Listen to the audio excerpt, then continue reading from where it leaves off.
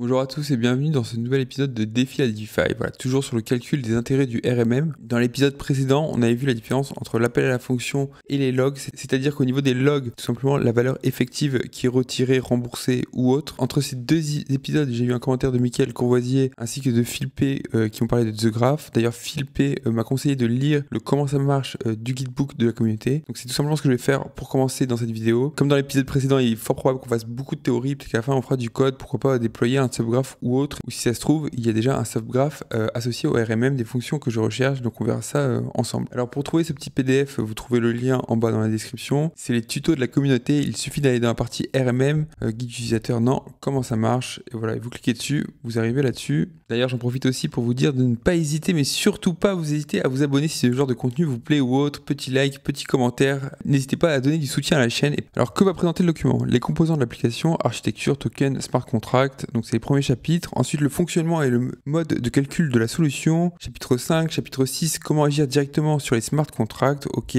Chapitre 7, introduction à The Graph, c'est peut-être ça la partie qui va intéresser le plus. Chapitre 8 et 9, l'environnement de test et quelques fonctions inactivées. Ok, cool, je sais pas si c'est des easter eggs ou autre, ou tout simplement c'est des fonctionnalités qui étaient là pour donner plus de liberté au code, pour pas avoir quelque chose de figé. Je rappelle que quand vous poussez du code sur la blockchain, vous ne pouvez plus modifier. Alors, comment sont composées une application au Web3 comme le RMM, les applications distribuées des apps? Elles sont constituées d'une partie interface web, le front web, c'est-à-dire la devanture, que vous accédez via une URL de site, ok.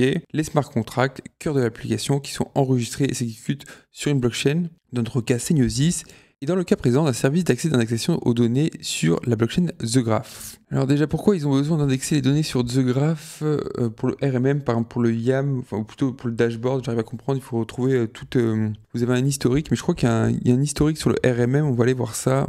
Voilà, ce n'est pas mon wallet ou autre. J'ai trouvé ce petit wallet intéressant qui faisait beaucoup d'emprunts et de remboursements, donc je pense que je vais utiliser tout simplement celui-là comme cas de test, cas nominal pour faire mes essais plus tard. Et donc du coup, si je vais sur transactions historiques, ça doit être là que l'indexeur est appelé. Ok, pas du tout. Alors pas du tout, ça ne marche pas. Alors je pense que c'est à ce niveau-là que The Graph est utilisé. Par contre, ça ne fonctionne pas sur le RMM, en tout cas sur l'interface, sur le front-end du coup. On voit bien qu'il y a du repay, des transferts et voilà, des emprunts. J'avais sélectionné cette adresse publique de toute façon parce qu'il y avait des cas intéressants. Enfin, en tout cas, il y avait du mouvement toutes les semaines. Ok, on continue la lecture. L'utilisateur peut aussi accéder au smart contract de l'application directement sans passer par l'interface au moyen d'explorateur blockchain, ok, ou via Miniscan. D'ailleurs, je vous recommande d'installer Miniscan.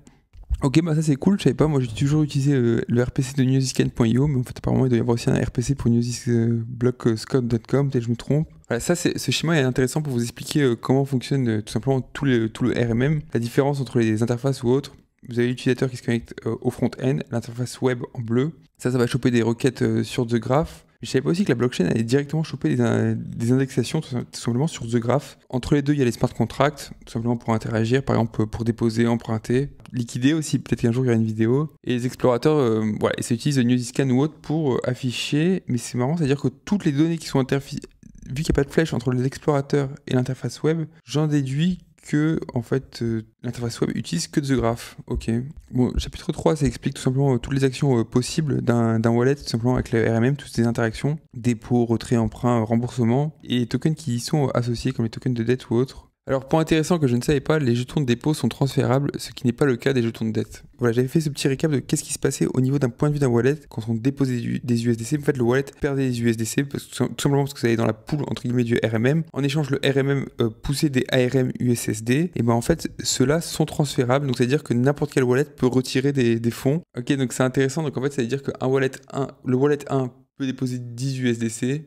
Si le wallet 1 envoie les tokens de dépôt au wallet 2, en fait, le wallet 2 peut retirer. Et ce n'est pas du tout un système anonymisant, entre guillemets, comme Tornado Cash ou autre, parce qu'au final, il y a toujours une traçabilité, on sait repérer les échanges. Par contre, les tokens de dette qui sont émis quand vous empruntez, eux, c'est wallet 1. Si par exemple c'est wallet 1 qui emprunte, il n'y a que wallet 1 qui peut rembourser. D'où l'importance de faire attention à sa petite phrase.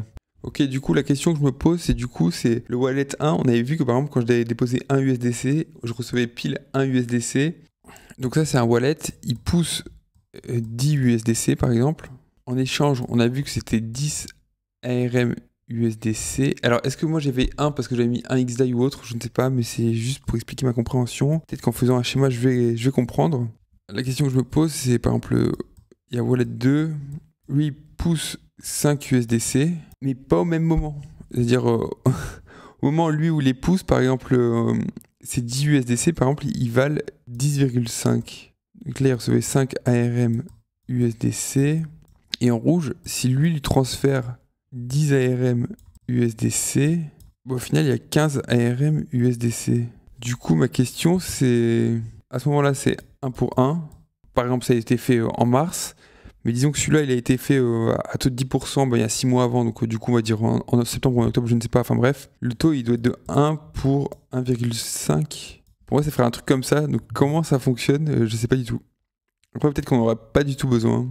Enfin, on continue. Par contre, vous ne pouvez pas transférer les jetons de dette pour que le destinateur les garde ou les rembourse à votre place, car cette date est liée à une garantie et ne serait transférée en même temps, ce qui crée une incohérence, rendrait impossible de liquidation si nécessaire. En plus, je suis en train de relire ce qui est marqué. On voit bien que quand on dépose un stablecoin comme du XDAI wrappé, on reçoit bien la même quantité que le nombre de wrappés d'XDAI. Là, par exemple, j'avais mis 10 USDC, je reçois bien en échange 10 ARM USDC. Quand on retire des XDAI de déposer, ça les brûle, ok, pas de souci. Après, lorsque vous empruntez, on va dire que c'est pas le cas, il emprunte même pas, il fait juste du dépôt et il s'envoie entre eux des tokens. Lors du remboursement de votre emprunt, RMM va reprendre dans votre wallet de XDAI. Et pareil, quand ils disent qu'il y a 3 types de tokens associés, les adresses des différents tokens sont disponibles dans l'interface de l'application. CF l'image. Et en gros, il y a le stablecoin, le dépôt et l'emprunt, mais si on ne prend pas d'emprunt, il n'y en a que 2. Les tokens de dépôt et emprunt sont liés à leur actif sous-jacent, dans un rapport 1-1. Par contre, leur quantité évolue en fonction des intérêts associés. Bon, vous savez quoi, je le laisse pour plus tard et peut-être que je ferai l'expérience. Je retrouverai un wallet où j'avais déposé, où justement c'était plus du 1 pour 1, et on verra ce qui se passe. Ça se trouve, j'ai trouvé un bug, ou si ça se trouve, j'ai pas tout compris, ce qui est plus probable. Alors les smart contracts, voilà, on m'avait posé la question pour acheter pour être liquidateur entre guillemets sur le RMM. Moi, je pense qu'il faut utiliser que des bots, tout simplement parce que si j'en reviens au schéma qui était au-dessus, vous tapez directement sur la blockchain. Quand j'entends taper, c'est dire que vous pointez, vous avez activé directement les fonctions. Si vous passez par là, il faut le temps de chargement de l'interface web. Après, il faut appeler les smart contracts ou autre. Tandis que si vous tapez directement avec un petit script, comme le bot du YAM, au final c'est le même principe. Vous êtes directement à étape jaune, quoi. Ok, intéressant. Donc, quand on appelle, il y a un smart contract qui s'appelle Address Provider qui contient toutes les adresses de fonction du RMM. Je le comprends comme ça je vais le noter. Alors, c'est vraiment des fonctions pour savoir l'architecture du RMM, entre guillemets, comment c'est huilé. Je pense pas que ça m'aide pour les intérêts. Peut-être que ça sera plus tard. Parfait. Le BF DB3, c'est celui que j'utilise, je crois, de souvenir. Voilà, il est là. Et sachez que c'est le même pour écouter les dépôts, les emprunts, les remboursements, mais surtout pour faire des liquidations. Donc voilà, la personne qui cherchait à liquider, c'est ce smart contract qu'il veut appeler. De toute façon, la fonction s'appelle call liquidation, je crois, ou un truc comme ça. Ok, les fonctions inactives, en fait, c'est flash loan, iMode, et en fait, c'est des fonctions de A à V. Data provider, ce smart contract ne fait que donner des informations, aucune mise à jour de données n'est possible. De nombreuses informations sont disponibles, 19, je suppose que c'est la page, sur le fonctionnement du pool. Ok, donc ça, c'est que des fonctions pour savoir où sont déposés le collatéral, les pools ou autres, ça peut être intéressant. Enfin, vous pouvez faire votre audit personnel, hein. Ok, après il y a d'autres adresses du smart contract, intéressant, je sais pas trop comment l'interpréter. Il y a 2 fois les mêmes fonctions, je sais pas trop à quoi ça correspond. Ça, vu le nom, Manager Reality, je suppose c'est quand il faut mettre à jour le smart contract. Non, pas du tout. Vous savez quoi, par curiosité, peut-être, en fait, j'allais dire on va tous les faire maintenant, en fait non, pas du tout. Je me demande si c'est pas l'adresse des fonctions, parce qu'en fait vous avez l'adresse du smart contract, je suppose que c'est commencé, vous avez l'adresse de votre binaire là où il est lancé, là où il s'exécute, et après à l'intérieur du binaire, à l'intérieur du smart contract, vous avez chaque adresse de chaque fonction. Surtout quand je vois des borrows ou quoi, mais après je vois aussi des wallets balance provider ou autre, enfin je sais pas trop, trésorerie par exemple, je sais pas trop comment les interpréter. Bon, pour l'instant je pense que j'en ai pas besoin pour tout simplement calculer les taux d'intérêt, ou plutôt les intérêts accumulés ou en positif ou en négatif. Après, ils indiquent comment ils sont calculés les taux ou autres, comment fonctionne le RMM au niveau du dépôt collatéral, mais ça m'intéresse pas trop pour l'instant. Alors, quelle est la différence entre APR et APY? Ça, je sais pas du tout. APY ou APY, le taux annuel composé des intérêts. C'est-à-dire que je suppose si on dit 8%, vous mettez 100 $ le 1er janvier, au 31 décembre, vous avez 108 $. Pour passer un taux d'APR à APY, il faut appliquer la formule suivante. Je vais la zoomer pour ceux qui veulent la voir. API égale 1 plus APR sur le nombre de secondes par année, puissance seconde par année. Ok, pourquoi pas. Ok, je vous crois. Mais de toute façon, le Y, c'est dire year, non? C'est où la définition de ça? Ah là, il n'y a même pas de glossaire. Voilà, donc l'API World. Ah non, yield, c'est le rendement. Ah oui, voilà. Ok, donc c'est juste. Ok, le Y, le Y, c'était juste de la chance, il est marqué là. It is the yield interest after a year, c'est-à-dire en fait après un an, vous avez l'APY, donc les 8%. Donc j'avais raison, entre guillemets. Si on dit APY 8, Donc c'est-à-dire 100, ça devient 108 au 31 décembre. Bon, je me fais toute la doc, mais c'est moi ce qui m'intéresse quand même, c'est comment se calculer, comment récupérer les données d'un utilisateur par exemple sur une année pour pouvoir avoir ce CSV des intérêts accumulés plutôt au fil de l'année. Ok, par exemple là c'est intéressant, mais je savais pas quand il se passait de la V2 à la V3, le point optimal ils l'ont décalé quasiment de 10%, et je pense qu'il était à 70 versus 80%. Peut-être c'était pour des tests pour s'assurer que le RMM V2 fonctionnait bien.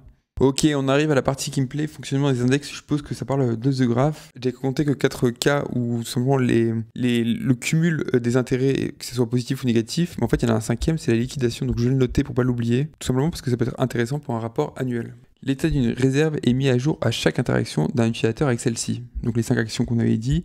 Si à chaque interaction, les soldes des tokens de dépôt et de dette devaient être mis à jour tous les wallets, cela coûterait des frais extrêmement conséquents et pourtant votre solde évolue constamment sans aucun frais. La solution réside dans l'astucieux mécanisme d'index. Par exemple, le cas du token de dépôt ARM Wrap XDAI. Donc on a déposé du XDAI. Lorsque vous déposez du Wrapped XDAI, le smart contract enregistre un montant déposé par votre wallet, mais ce montant est divisé par l'index du dépôt propre à la réserve, montant nommé Scaled Balance. Cet index correspond à l'ensemble des intérêts de dépôt cumulés depuis la création. Ok. En gros, vous avez un prorata, quoi. Je le comprends comme ça. Ouais, j'ai pris le XDAI parce qu'il y a plus de décimales. Du coup, ça a plus d'impact à chaque bloc, à chaque seconde. Et on voit bien qu'on était à 62, j'avais pas les chiffres exacts, mais là on a 22, donc on voit bien que ça a bougé. Et pourtant, notre utilisateur fait aucune interaction avec le RMM, quelles que soient les 5 principales ou autres. Donc en fait, c'est ça qui permet d'afficher ça, mais où choper cette adresse? Parce que du coup, la Scaled Balance, je me demande s'il faut pas que je l'appelle. Voilà, ça typiquement, avec ma technique de delta, il fallait qu'il y ait un événement final qui clôture le prêt ou qui clôture le dépôt. Je suis un utilisateur, on est aujourd'hui 15 mars, j'ai pas fini, j'ai toujours du dépôt. Avec le CSV que je veux fournir, il faut que je puisse générer tout simplement le CSV du dernier jour, ou du moins savoir le montant. Donc le Scaled Balance, pareil, je vais me le noter. Je ne sais pas s'il était clair, mais pour moi, je suis très clair. On va aller voir le code. Alors ça doit être ça, is a Scaled Balance token. Donc en fait, j'appelle cette fonction avec l'adresse d'un utilisateur de son wallet. Ça s'appelait dans quelle fonction ça? Ok, ça s'appelait dans un withdraw. Tout simplement, ouais, c'est pour savoir le montant final. Par exemple, s'il avait $100 et au bout d'un an, il avait ses $108. Il a toujours 100 tokens de dépôt, c'est 100 ARM USDC, mais il faut qu'il récupère 108 USDC. Bon, ok, intéressant. Et là, on nous dit qu'on va remonter à la surface, on va aller voir ce qui se passe un peu plus haut. Intéressant, je savais même pas, mais il y a carrément le calcul du délai avant la liquidation. Si vous n'avez pas d'idée pour faire des vidéos sur Realty, vous déposez un token, vous faites la théorie et vous mettez le contrat pour savoir quand il va se faire liquider. Moi, ça m'intéresse. Action en mise à jour sur les smart contracts. Ok, donc là, c'est quand on fait des dépôts, des emprunts, remboursements ou autres. Ok, je savais même pas qu'il y avait une application pour savoir pour vérifier s'il fallait approuver ou non des transactions. Et bon, dans mon cas, c'est pas très utile là, pour ce que je vais faire. En fait, je savais même pas, mais avec ce que je vois à droite, vous pouvez directement interagir avec la blockchain en vous connectant sur Newsyscan de ma compréhension. Alors, j'ai pas tout suivi tout le tuto, mais là, quand je vois, il y a une adresse, une valeur et un write, c'est-à-dire écrire dans la blockchain, donc ça veut dire que vous pouvez tout faire, entre guillemets, sans MetaMask. Non, parce qu'il faudra se connecter du coup. Ou plutôt, vous pourrez tout faire sans interface du RMM. Donc, en vous baladant sur Newsyscan et en faisant à la main. Ok, ça, c'est juste quand vous voulez rembourser votre dette via des A-tokens. Donc ce wallet n'a pas ça. Donc, on voit que par exemple ce wallet il a que de l'emprunt. Mais s'il y avait des assets en supply, par exemple typiquement l'USDC, soit vous pouvez rembourser directement en USDC, soit en AUSDC, token de dépôt. De toute façon ça sert à rien d'avoir les deux. Je vous rappelle que il n'y a pas de bonus, vous n'avez pas un taux d'emprunt qui est plus faible si vous déposez plus ou vice versa. Ok, je savais pas, mais en fait apparemment sur AAV vous pouvez déposer que 128 types de tokens. Donc en supply, donc que ce soit par exemple de l'USDC ou du Wrap XDAI, aussi c'est-à-dire qu'il n'y a que 126 propriétés qui peuvent être déposées en collatéral. Et donc du coup c'est pour ça qu'ils utilisent des espèces de wrappers où ils emballent en fait tout simplement plusieurs propriétés pour les déposer comme un seul slot, comme un seul emplacement tout simplement côté supply. Et pour rappel, je crois qu'il y a plus de 600 propriétés sur Realty. Donc si vous les possédez toutes, vous devez être capable de toutes les déposer en collatéral. Les transactions de Real Token s'exécutent avec le smart contract de Real Token Wrapper. Ah oui, parce qu'en fait, ok, parce qu'avant, ça devait être simple. Par exemple, je sais pas, vous avez de la Apolline, typiquement la propriété qui devait être détokenisée. D'ailleurs, j'en profite pour dire très bon CC cette semaine. J'ai adoré en VOVF. Là, je me suis fait les 2 épisodes dans les locaux de la Apolline en montrant les gens taper sur un écran. Ça m'avait pensé à cette scène de film. Et bon, c'est les rageux qui pensent comme ça. En tout cas, félicitations. Donc, ce que je veux dire, en fait, c'est qu'avant, par exemple, la Apple Line, si elle aurait dû être détokenisée, c'est simple, c'était une ligne, c'était facile, sauf que comme c'est wrappé, il y en a plusieurs, il faut pouvoir les extraire, tout simplement, pour les remettre en USB-C, par exemple. Alors, c'est pour ça, de mon avis, qu'il y a un truc un peu particulier. Allez, on arrive au meilleur, les services de Subgraph. Subgraph est un protocole de service pour simplifier l'accès aux données, ok, la simplification. Il y a la liste de tous les Subgraphs. Oh, mais c'est excellent, ça. J'ai déjà manipulé rapidement du Subgraph, mais on verra ça après plus tard. Je vous expliquerai peut-être plus en détail. Mais vous avez par exemple la commande qui s'appelle comme des calls API. Hein. Il faut juste les déployer. Et après, est-ce qu'il y a des clés ou pas? Ça, je ne sais pas encore. Ah bah, c'était là. Le troisième était un suivant du RMM Newsys. Vous en avez déjà halluciné ou quoi? C'est pas le troisième? Ok, il y en a deux. Je sais pas pourquoi. On verra plus tard. En tout cas, c'est le tiré qui serait l'officiel apparemment. L'interrogation des données se fait au travers des requêtes GraphQL dans l'explorateur onglet Query. Elles sont écrites sur la gauche en cliquant sur la flèche centrale violette. Le résultat apparaît sur la droite des données souhaitées. Toute la difficulté étant de savoir à quoi correspond chacune des données pour le YAM. Il existe hélas pas de dictionnaire. Pourquoi ça me parle du YAM? On est sur le RMM. Je sais pas, mais en tout cas quand je vois des trucs comme ça, moi ça me fait penser à Looker. Peut-être c'est un peu l'équivalent de Looker au final. Bon, les techos, vous savez de quoi je parle, j'ai pas défini un Lookers. Environnement de test, ok, bon en gros c'est que vous changez les interfaces, ça je vais pas revenir, c'est au lieu, je crois que c'est Sepolia ou Segolia, je sais plus comment s'appelle la blockchain, ça m'intéresse pas. Donc ok, j'ai les deux The Graph, et malheureusement je vais devoir vous quitter parce qu'il y a France-Écosse. Ouais, j'ai encore 10 minutes et je vais faire un truc de bourrin, je vais tout simplement aller sur le GitHub de la communauté pour voir le RMM interface, si ça se trouve il y est même pas. Je le savais même pas, mais il y a un mec qui a codé l'équivalent de Monopoly mais avec les maisons de Realty quoi. Bah, félicitations à lui, je sais pas qui c'est, mais il a fait l'équivalent du Monopoly. Alors, peut-être qu'il voulait mettre des maisons de Realty. Ça, franchement, c'est un projet qui suit. Moi, je suis pas connecté, bon, tant pis. Voilà, moi, je vous laisse parce qu'il y a le rugby. Je sais pas si demain j'aurai le temps de coder ou plutôt de faire des trucs. Moi, je voulais tout simplement jouer avec The Graph parce que j'ai. Ah, je peux pas tout vous montrer. On se retrouve parce que j'ai un truc cool à vous montrer tout simplement quand vous êtes sur le Subgraph en question. Vous pouvez faire directement les queries. Vous n'êtes pas obligé pas obligé de faire des petits scripts ou quoi pour tester vos queries sur un Subgraph en question. Vous pouvez faire directement vos requêtes GraphQL dans l'onglet Query là tout simplement. Et quand vous faites par exemple la requête qui s'affiche là, c'est juste pour récupérer la doc tout simplement parce que je ne l'ai pas. Et j'essaye tout simplement de comprendre pourquoi ça ne fonctionne pas. Donc voilà, je voulais juste vous montrer ça avec vous et je vais récupérer tout ça. Allez, à toutes. Et rebonsoir, et c'était la dernière coupure, je vais vous montrer ce que j'ai fait. Alors tout simplement, j'ai commencé à jouer avec The Graph, tout simplement, pour savoir les quatre transactions primaires, on va dire. La liquidation du collatéral, je la mets de côté pour l'instant, on verra plus tard. Repérer chaque transaction, par exemple là, le dernier emprunt. Voilà, il a été fait il y a 3 minutes par cette adresse, on voit qu'il a emprunté puis acheté. Ensuite, j'ai pris mon wallet de test, vous savez, celui qui rembourse de façon hebdomadaire ou autre. Et j'ai juste demandé à The Graph de me récupérer les 4 dernières transactions primaires. Sauf qu'en fait, vous le voyez sur votre droite, tout est vide, ça n'affiche rien, je ne comprends pas du tout. Mais quand je prends justement le dernier emprunt effectif sur le RMM, donc voilà, c'est là, c'est juste sur cette ligne, borrow, donc je regarde le dernier emprunt ou l'utilisateur avec l'ID du wallet en question. Si je prends tout simplement l'adresse du wallet que j'utilise de test qui fait des remboursements de façon hebdo, et ben ça affiche toujours rien. Alors on va aller voir le dernier repay au cas où, mais je pense pas que ce soit ça. Voilà, et là ça l'affiche bien. Donc malheureusement, pareil, je suis allé voir les 5 transactions les plus vieilles du Subgraph. Il m'a sorti voilà, des transactions avec un timestamp. Ce timestamp, il est au format époque Unix. C'est pas très lisible pour un humain, donc je l'ai juste mis dans un convertisseur. Et il me dit que ça enregistre depuis le 29 janvier 2024. Donc ça fait depuis 1 an et demi qu'on aurait les données.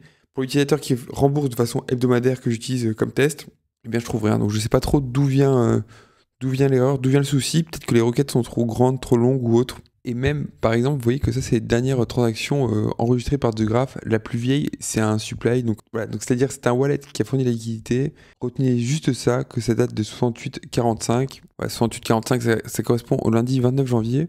L'user ID, il est là. C'est F0B099. Voilà, je l'ai mis dans la fonction au supply. F0B099. Voilà, j'ai tout simplement demandé à The Graph de me trouver sa plus vieille action. Mais voilà, là, le problème, c'est que, ou du moins, j'arrive pas à l'expliquer. Il trouve la valeur. Enfin, je veux dire, il trouve la transaction. On voit bien qu'on est sur du 68,45, donc il a retrouvé le montant. Et même le montant, par exemple, là, il est à 100. Et vous voyez que là, il est à 100. Donc, c'est exactement pareil. Donc, la plus vieille, il arrive à la trouver. La plus récente, il arrive à la trouver. Voilà, sachant que je joue juste avec l'adresse du wallet. Par contre, quand je mets l'adresse d'un wallet qui est entre les deux, il date que de 5 jours, il trouve rien. Donc, j'arrive pas à expliquer. On verra ça plus tard. Voilà, malheureusement, cet épisode s'arrête ici. Voilà, je verrai comment plus tard débugger les choses. Et je pense que je suis pas loin de manquer quelque chose. Voilà, si ce genre de contenu vous a plu, vous connaissez la chanson, petit like, petit commentaire si vous avez une question ou autre. Même si vous n'avez pas d'idée, mettez c'était cool. Abonnement aussi, c'est important. Enfin bref, je vous souhaite à tous une bonne semaine. Allez, ciao.